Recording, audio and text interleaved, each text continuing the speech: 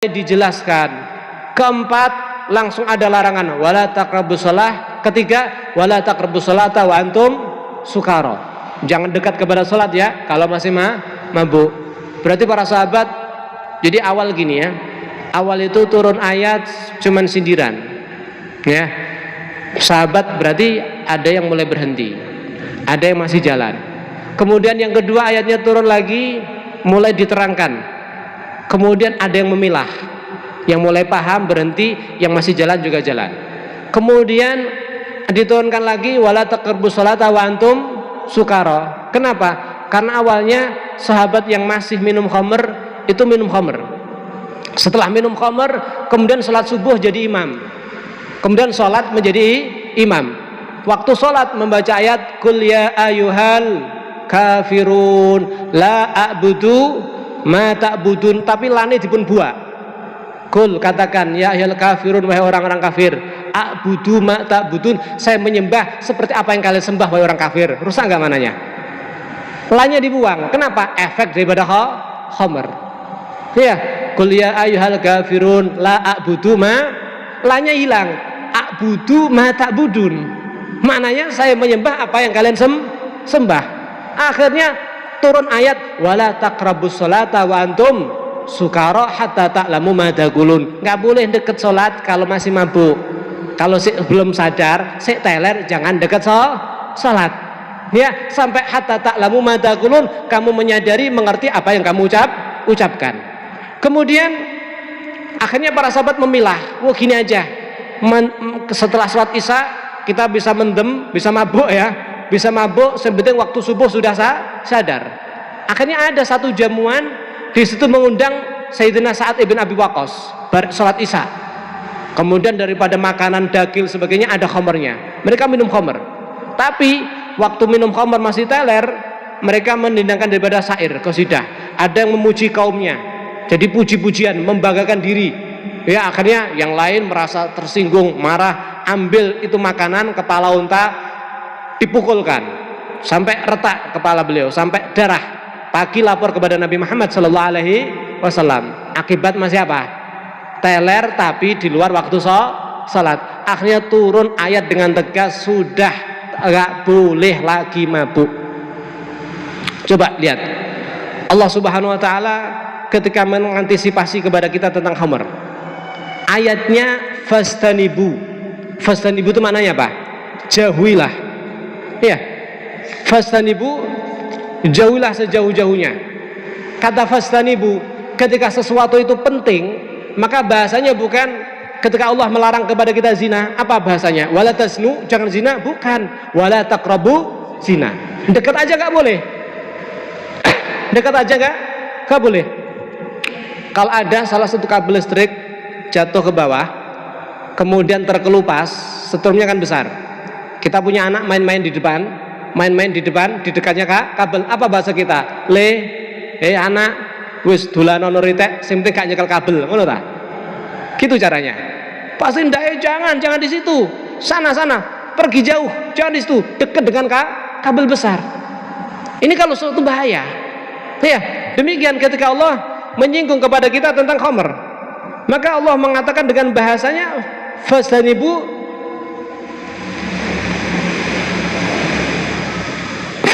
ya ayyuhalladzina amanu innamal khamru wal maisir wal ansab wal aslam rizqun min amali syaitan fastanibuhu la'alakum tuflihun. Pakai bahasa fastanibu. Fastanibu itu menunjukkan ini bahaya besar. Sampai ketika Allah membahas tentang khamr, di mana ditafsir, diperinci. Ya, di mana ditafsir, diperinci. Di situ Allah mengatakan innama yuridu syaitan ayyuka bainakumul adawah wal baghdha. Tahukah kamu dengan arak, dengan apa ini perjudian, setan bertujuan kepada kamu untuk menjadikan al-adawah wal baghdha, permusuhan dan saling marah. Ya, al-adawah wal baghdha wa yasuddakum fi an dzikrillah wa anis shalah, dan melarang kamu untuk zikir Allah dan daripada salat. Orang agama itu menjaga akal. Kalau akal itu normal, maka bagus. Tapi kalau normal dibuat gila, jadi gini Pak ya, kalau orang ada tiga. Kalau orang semaput itu akal nggak ada, tubuh nggak bisa berdiri, jatuh seperti kain. Itu semabut. Kemudian kalau orang mabuk, akal nggak ada, tubuhnya lemah, sempoyongan. Gini oke, jalan nggak bisa tegas, sempoyongan. Jalan itu seperti mau jatuh itu. Itu orang mabuk. Kemudian yang ketiga gila. Gila itu apa? Akal nggak ada, tubuhnya kuat. Makanya kalau dalam bahasa iki pas gendenge, mana kambil mudun sirene ngisor. Paham sini? Pas gendenge tembok 3 meter diloncati, ini pas gendenge. Kenapa? Akal nggak ada, tubuh kuat. Ini orang gila. Ya, kalau Homer ini sempoyongan, otak enggak ada. Sehingga kita ini kalau mau mengeluarkan rahasia dari seseorang, mungkin Anda mau maaf ini ya, mungkin mau minta nomor PIN misalkan, mabukkan dulu, ngomong semuanya dia. Intinya orang mabuk itu negatifnya luar biasa, mudah Anda dikelabui. Kalau udah mabuk satu, Anda nggak punya kekuatan. Kemudian Anda punya kecenderungan mabuk, Anda nggak ada kekuatan. Belum daripada madharat, ya, bahaya yang terjadi di luar sana yang melegalkan arak apa ini, mulai daripada pembunuhan, mulai daripada tabrakan, mulai kecelakaan dan sebagainya. Kenapa? Karena teler. Karena kalau teler ini sudah akan banyak. Apalagi seperti perjudian. Biasanya kalau teler gandangnya itu apa? Judi ini sangat buruk sekali. Orang pengen kaya tanpa usaha. Halo. Kalau ada satu efek, satu prinsip kepada anak-anak muda ini apa? Pengen enak tanpa kangelan, pengen enak tanpa usaha. Ini ngerusak. Gak apa? Buahnya kan ngelamun terus. Bawaannya kan apa? Ngelamun. Demikian Homer. Alhasil daripada ini, masya Allah. Belum lagi daripada bahaya-bahaya secara hadis. Secara ini luar biasa kali, di mana Homer itu efeknya begitu luar biasa kali. Ini kalau kita bahas ada 11. Ada 11, dicabut iman, adabnya ini, di kuburan ini luar biasa sekali. Alhasil, khamr ini adalah sesuatu yang buruk. Kemudian ketika kita berbicara pemimpin, maka bukan sekedar kita mungkin mencari keburukan, kita harus memulai daripada diri kita, mulai daripada keluarga kita. Kenalkan mereka Al-Quran, kenalkan mereka hadis Nabi Muhammad SAW, kenalkan kepada mereka agama, kenalkan kepada mereka apa-apa yang diperintahkan oleh Nabi Muhammad SAW. Coba kita lihat ayat Al-Quran. Allah mengatakan dalam suratul Fatihah, iyyaka na'budu wa iya. Pertama apa? Ibadah. Baru nasta'in, baru minta pertolongan. Masalah ekonomi, jangan ekonomi dulu baru ibadah, terbalik nanti. Ibadah dulu. Ma khalaqtul jinna wal insa illa liya'budun. Kita tidak lahir kecuali apa? Beribadah kepada Allah Subhanahu wa ta'ala. Mungkin saya tutup sebentar, barangkali ada diskusi, tanya jawab, monggo. Demikian jemaah sekalian, barangkali ada yang bisa didiskusikan atau bertanya atau memberikan tanggapan dari beberapa uraian dari Ustadz Ustain. Silahkan. Ya, satu, ada lagi, 3 orang, sementara 3 orang. 2, ya. Ada satu lagi mungkin dari sebelah kiri saya maksudnya. Oke, langsung saja. Itu yang pertama, apakah setelah 30 tahun Khulafaur Rasyidin berhak untuk menyanjang gelar khalifah? Gelar khalifah ini atau Khulafa ar-Rasyidin, Rasyid itu yang pandai, itu adalah gelar daripada Nabi kita Muhammad SAW. Mereka adalah orang yang dilengkapi daripada segala hal, mulai ilmu, mulai faham dengan ayatnya Allah, faham dengan hadis Nabi Muhammad SAW. Jadi kalau ada masalah, mereka tidak lagi butuh dengan mufti, tidak butuh lagi dengan seorang ulama, mereka sendiri bisa memutuskan. Kenapa? Karena alim mereka, faham. Ya, baru setelah Khulafaur Rasyidin ini, keilmuan yang kurang dan sebagainya, maka terbentuk seorang qadhi. Kalau dalam bahasa Arabnya qadhi itu berarti seorang mufti yang ditaruh di tempat-tempat. Kalau mungkin sekarang MUI atau Menteri Agama mungkin. Kenapa dibutuhkan? Kenapa? Karena pemimpinnya nggak bisa memutuskan. Sehingga ketika ilmu itu dicari pemerintah, dikasih gaji, dia beri kedudukan, sehingga mulai ada orang berlomba-lomba belajar ilmu bukan untuk menjadi wakil Nabi Muhammad, bukan untuk menjadi wirasah ahli waris Nabi Muhammad sallallahu alaihi wasallam, seperti yang dikatakan ulama ummati ka'ambiyai bani Israel, ya, innal anbiya lam yawaris dinar wala dirham walakin yawaris al-ilm. Bukan seperti itu yang ditujukan, tapi apa? Untuk supaya dipanggil daripada pemerintah dan sebagainya. Akhirnya apa? Ada orang cari ilmu bukan untuk Allah, untuk menjadi jabatan, untuk mencari pekerjaan dan sebagainya. Sampai di situ para ulama saking hati-hatinya nggak mau jadi qadhi. Nabi udah menggambarkan lebih dahulu, man ju'ila qadhiyan faqad dubiha bi ghairi sikin. Siapa orangnya yang diangkat menjadi qadhi sama disembelih dengan tanpa pisau. Waliyadu billah min dzalik. Sama dengan, kenapa? Saking bahaya. Kenapa? Mengubah daripada tujuan.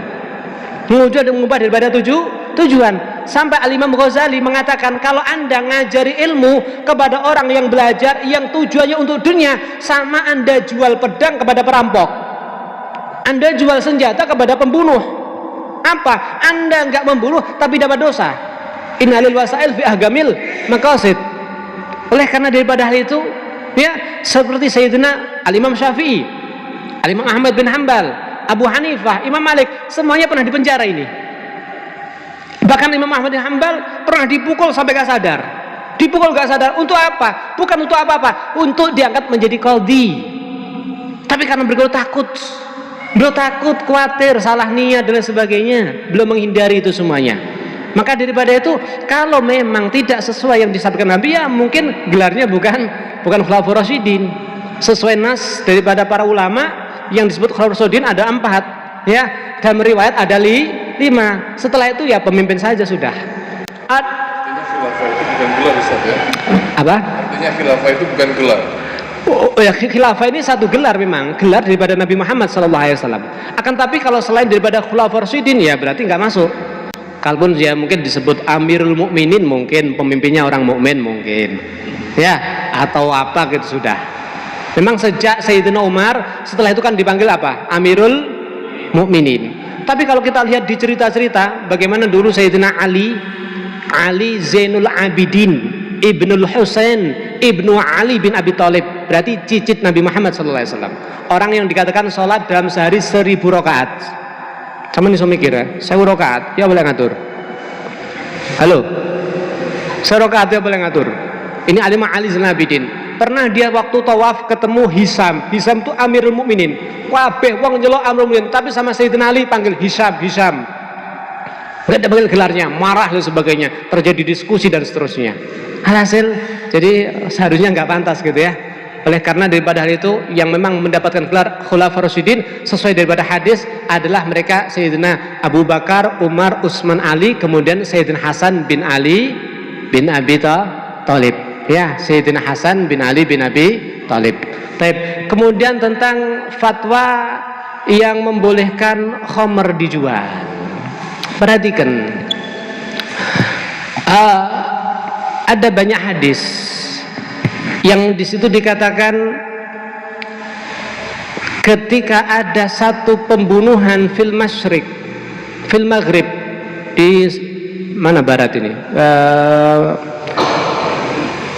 kalau bingung teman ya, ketika ada satu pembunuhan di barat sana, kemudian Anda yang ada di sebelah timur mendapatkan khabar faradiyah, Anda ridho, maka disebut syarikan fi ismi, Anda bersekutu dalam dosanya. Jelas di sini. Seperti ada satu musibah menimpa kepada orang Islam, kemudian kita acuh, man lam yahtam bi amril muslimin falaisa minhum. Kalau ada orang Islam mungkin kena musibah sebagainya, kemudian kita ridho atau mungkin kita acuh tak acuh, nggak ada peduli, hati-hati kata Nabi, kamu dianggap tidak seperti orang Islam. Bahkan dikatakan, bagaimana ini ada orang nggak hadir dalam satu kemaksiatan, tapi dihitung sebagai pelakunya. Apa penyebabnya? Kenapa? Kabarnya sampai kepadanya, fayardhabi, dia ridho. Maka hati-hati dari sini. Coba Anda kaji lagi dalam beberapa kitab-kitab kita. Kalau kita mau cari madhab, kalau kita mau cari kaul, nanti banyak ya. Cuman kaul itu bukan untuk apa? Mencari-cari. saya teringat wajangan daripada guru kami Al Habib Taufik, apapun kitab itu cuman mau jadikan ente jadi orang soleh. Intinya mau jadi orang soleh. Siapa soleh? Al-ghaim bihukukillah wal ghaim bihukuki ibadih. Sepenting kau menjalankan haknya Allah, kemudian hak daripada hamba Allah Subhanahu wa taala. Sudah. Berarti di sini sangat tidak dibenarkan fatwa yang seperti ini. Kemudian mencari kaul, mencari ini sebagainya, membolehkan menjual itu adalah penghasilan. Kalau atas nama penghasilan, nanti kita harus dilihat al-khair. Satu kebaikan itu harus diambil dengan cara baik pula. Jangan kemudian kebaikan itu diambil dengan cara yang tidak baik. Ya benar. Ada orang punya tujuan untuk membantu orang, tapi hasilnya dari rampasan. Sama dengan mencuci baju dengan air kencing. Tambah bersih nggak ini? Halo, baju dicuci dengan air kencing tambah bersih nggak ini? Nggak bisa bersih. Demikian kalau khamr, kalau kita ada kaul yang melegalkan sebagainya, wah rusak nanti ini. Rusak sudah. Nasul kitab ayatnya udah jelas. Iya, ayatnya udah jelas, hadisnya udah jelas. Kemudian mau cari kaul bagaimana ini? Hadisnya bagaimana disebutkan bahaya daripada khamr? La syarbu khamr hina syarbuhu mu'min. Enggak minum khamr di saat dia minum dikatakan dia mukmin. Man saribal khamra kharajul iman min jawfih. Yang minum arak maka keluar iman daripada perutnya, daripada hatinya. Laqiyallah ka'abidil wasan. Orang yang minum arak nanti di saat di akhirat berjumpa kepada Allah hukumnya seperti penyembah berhala. Ini hadis-hadis ini. Ya. Wa ju'il ahwanumatul khamru wa ujlat idlan lisyirki. Arak itu diharamkan kenapa? Karena sebanding dengan kemusyrikan.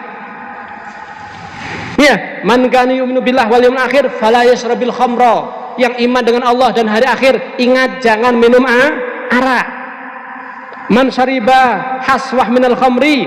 Siapa orang meminum satu teguk daripada arak, lam yakbalillah minhu salasata ayyam. Allah enggak menerima ibadahnya wajib atau sunnah selama tiga hari kalau minum satu teguk. Tapi waman syariba ka'san, kalau minum satu botol, lam yakbalillah minhu salata arba'in sobah, 40 hari sholatnya enggak diterima oleh Allah Subhanahu wa taala, dan seterusnya. Masih banyak lagi nih. Ya, ayat hadis atau motivasi daripada para ulama. Kemudian tahukah Anda, saya bercerita tentang Harut Marut. Masih ada waktu 5 menit. Saya bercerita tentang Harut Marut. Ketika melihat manusia berbuat kenakalan dan sebagainya, malaikat itu protes. Ketika Allah tempatkan manusia ke dunia, maka malaikat protes, ya Allah, nanti banyak permusuhan, nanti banyak terjadi pertikaian nanti. Ya, jadi kenapa ke manusia kok enggak kami seperti para malaikat? Akhirnya ya sudah. Nih, ada enggak daripada kamu malaikat yang aku turunkan ke dunia tapi aku beri nafsu? Maka dihadirkan siapa? Harut sama Marut. Duduk di nentunya. Tapi dicemplungi nafsu. Datang wanita kepada dirinya. Ya, langsung kelihatan wanita ada nafsu. Kalau malaikat kan enggak punya nafsu ya. Ada wanita, kelihatan ada nafsunya. Malaikat yang punya nafsu saat itu, Harut Marut ini. Kemudian ditawarkan diajak zina. Kau wanita enggak mau saya zina sebelum kamu mengucapkan kalimah kafir. Enggak mungkin saya kafir. Akhirnya pulang wanita. Datang lagi diajak zina, wanita sambil bawa bayi. Enggak, sebelum kamu membunuh bayi saya ini. Enggak mungkin saya membunuh. Kafir enggak mau membunuh, enggak boleh. Pulang lagi wanita. Yang ketiga datang, ya, masih diajak zina sama malaikat. Enggak, sebelum kamu minum arak. Kata malaikat, le arak mungkin. Le kafir wedi aku. Le mata ini wedi. Le arak mungkin. Tapi setelah arak diminum, akhirnya zina, bayi dibunuh, dan sampai disiksa. Akhirnya ditawari, ente milih diadab di dunia apa di akhirat, dan milih adab di dunia. Nah, ini bahaya daripada. Makanya kata arak ini atau khamr ummul khaba'is, babone keburukan, ibunya keburukan. Nanti munculnya banyak, anaknya banyak daripada itu keburukan. Hasil daripada itu kita minta kepada Allah Subhanahu wa taala, semoga anak-anak kita, keluarga kita, orang-orang yang dekat sama kita, orang-orang yang kita cintai dibebaskan daripada arak, dibebaskan daripada khamr, dibebaskan daripada perjudian. Semoga generasi kita ya Allah senantiasa dijaga oleh Allah Subhanahu wa taala, dimasukkan kepada dirinya semangat untuk menggali hadis Nabi Muhammad SAW, untuk menggali ayatnya Allah Subhanahu wa taala, untuk bagaimana dia menjadi andil berdakwah meneruskan perjuangan Nabi Muhammad SAW. Amin Allahumma amin. Sedikit permintaan beliau. Tadi alhamdulillah memang Al-Fakir sudah sekitar 7 tahun yang lalu kita ngadakan dakwah. Al-Fakir pulang daripada pondok mungkin 7 tahun yang lalu. Kita sebenarnya alhamdulillah di sini kita sudah ada majelis. Ada majelis, ada pondok, ada madrasah. Semuanya ya seadanya dulu. Sebelum ada corona alhamdulillah jalan dengan baik. Sebelum ada corona jalan dengan baik. Kalau di satu tempat, kami ada di satu tempat itu namanya Setonorejo. Di situ banyak, ada 3 komponen ya, majmu, ada orang Muhammadiyah, ada LDII, ada Nahdlatul Ulama kumpul. Dan itu ada salah satu majelis yang bisa mengumpulkan 3 komponen ini. Dan kami ya, kami yang membahas saat itu. Itu kalau di sana bisa sampai orang 700. Itu setiap malam Selasa. Namanya Jamiatul Khair. Nah, daripada majelis itu sebenarnya kita nggak punya rencana ke situ. Awal kita ikuti perintah daripada guru, suruh baca kitab. Ya sudah, kita baca kitab. 1-2 orang. 1-2 orang. Kita nggak berpikir banyak dan sebagainya. Dari baca kitab itu muncul ada minta pengajian dan sebagainya, sehingga mulai ada yang dikenal sampai terbentuk daripada majelis. Daripada majelis itu ada beberapa anak-anak yang tatoan dan sebagainya ikut menjadi garda dalam majelis kita. Ikut menjadi garda. Dan alhamdulillah mereka kemarin kita kumpulkan sampai kita buat majelis khusus, kalau bahasa kita cangkruan sama mereka, karena di bahasa pengajian mereka takut. Cangkruan syar'i. Kita cangkruk sama mereka, anak-anak tatoan, anting dan sebagainya. Kemarin ada 40-an orang. Ada 40. Dan sebenarnya karena di sini ada program hapus tato, niki kita nunut ya. Nunut ngambil berkah ke sini. Ada yang cuman sebagian dulu. Tapi dari situ alhamdulillah banyak hal. Jadi mulai kita alhamdulillah ada majelis, sekarang juga ada pondok tambah pangestu, juga ada cangkruan kepada anak yang tatoan ini, ya kita motivasi. Mereka kita ajari sholat, kita ajari wudhu, yang inti-inti dulu. Dan mereka memang kalau pengen tobat, kita pengen memfasilitasi bagaimana tatonya ini bisa hilang. Ya, semoga